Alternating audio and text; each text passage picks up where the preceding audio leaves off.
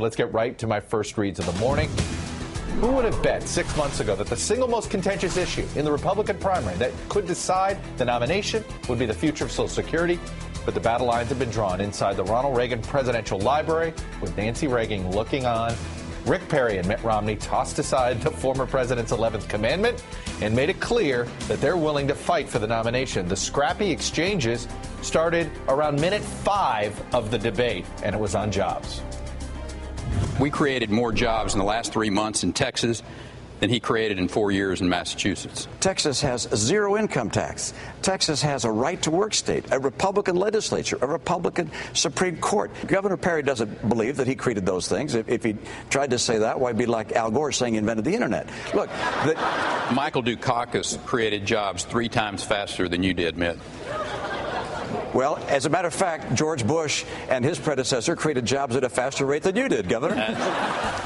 Well, tit for tat. After an hour and 45 minutes and change, we know a good deal more about the two candidates who will likely face off for the nomination. Rick Perry proved he's not interested in being anyone but Rick Perry. That's a strength and a weakness. Perry doubled down on the view expressed in his book, Fed Up, that Social Security is a Ponzi scheme. He actually used the phrase before anybody used it first. Listen.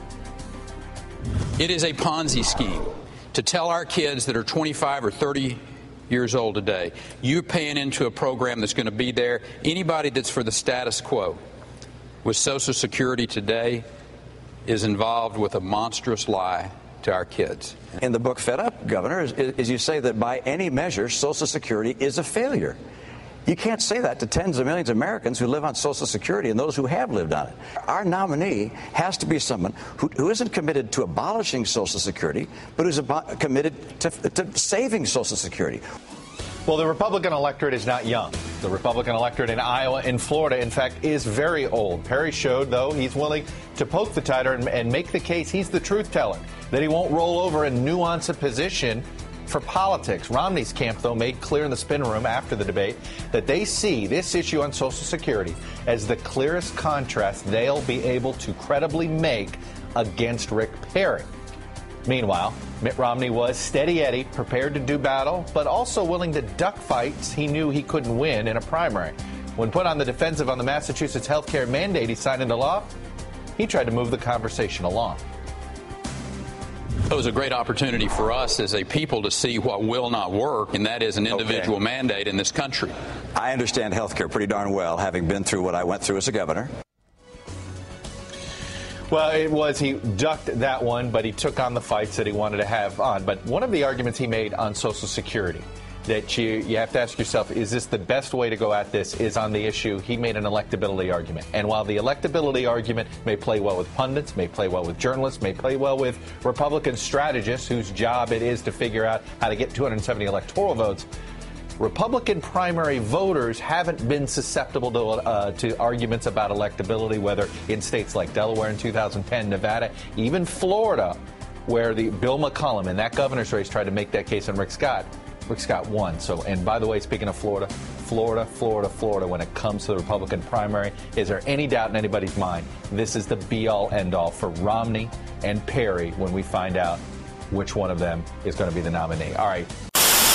Hey there. Good morning, you guys. How are you? Mitt Romney is shaking every hand he can these days, but for Republicans, no introductions are necessary. They know their frontrunner for 2012 all too well. While it's way early yet, Michelle Bachmann has emerged as something of a rock star on the right, at the top of the polls in the state where she was born, in Iowa, and she's gaining nationally as well. But as any frontrunner will tell you, with that status comes closer scrutiny, and that's exactly what's now happening to Michelle Bachmann. A big Fox News alert from the campaign trail now, just 72 hours after announcing that he is officially in. A brand new Rasmussen poll shows that Governor Rick Perry of Texas is now leading the pack as the new frontrunner for the Republican nomination for president for 2012. He is...